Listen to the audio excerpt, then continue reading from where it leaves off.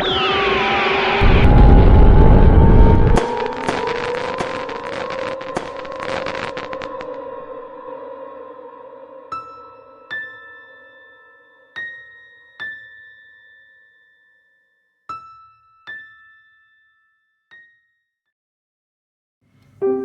kedalaman hutan tropis yang lebat, di antara pepohonan menjulang tinggi dan sungai-sungai yang mengalir tenang, hiduplah seekor lebah mungil bernama Sisi.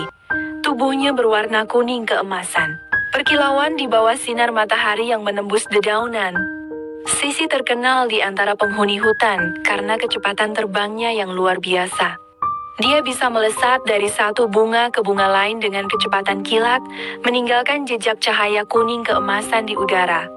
Selain itu, sengatnya terkenal menyakitkan, membuat para hewan kecil lain takut padanya. Sayangnya, kecepatan dan sengatnya itu justru membuat Sisi menjadi sombong. Dia sering mengejek hewan lain yang lebih lambat atau lebih lemah darinya.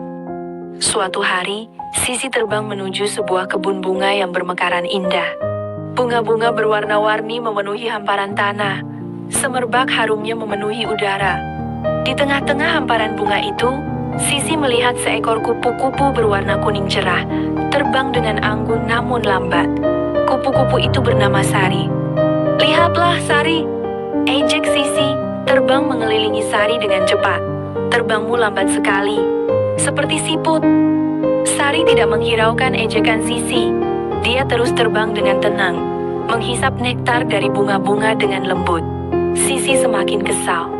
Dia kembali mengejek Sari, bahkan sampai beberapa kali menabrak sayap Sari dengan sengaja. Namun, Sari tetap tenang dan melanjutkan pekerjaannya. Akhirnya, Sari terbang menjauh, meninggalkan Sisi yang masih merasa puas dengan perbuatannya. Tiba-tiba, seekor siput tua dengan cangkang coklat keemasan muncul dari balik sebatang pohon. Siput itu bernama Didi. Didi melihat Sisi yang masih berbangga diri. "Sisi," kata Didi dengan suara pelan namun tegas. "Kau tahu, semua hewan di hutan ini lebih menyukai Sari daripada dirimu."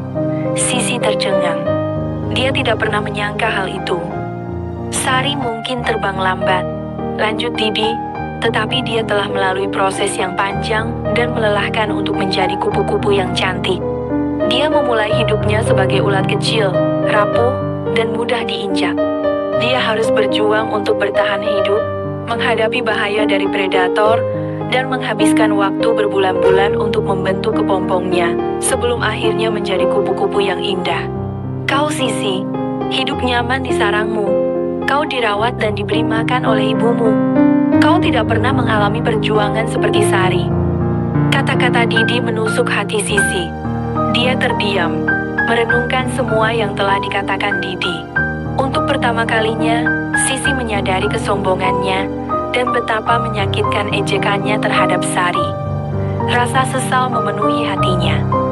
Sisi segera mencari Sari untuk meminta maaf, tetapi Sari sudah tidak ada di kebun bunga itu. Sisi terbang ke seluruh hutan, mencari Sari, namun usahanya sia-sia. Sisi merasa sangat sedih. Dia menyesali perbuatannya, menyadari bahwa kesombongan dan ejekannya telah menyakiti perasaan Sari dan membuat dirinya kehilangan seorang teman. Di tengah kesedihannya, Sisi berjanji untuk berubah. Dia bertekad untuk menjadi lebah yang lebih baik, lebih rendah hati, dan lebih menghargai semua makhluk hidup di hutan. Kecepatan terbangnya yang luar biasa dan sengatnya yang menyakitkan tidak akan lagi digunakan untuk menyakiti atau mengejek siapapun. Dia akan menggunakannya untuk melindungi dirinya dan sarangnya saja.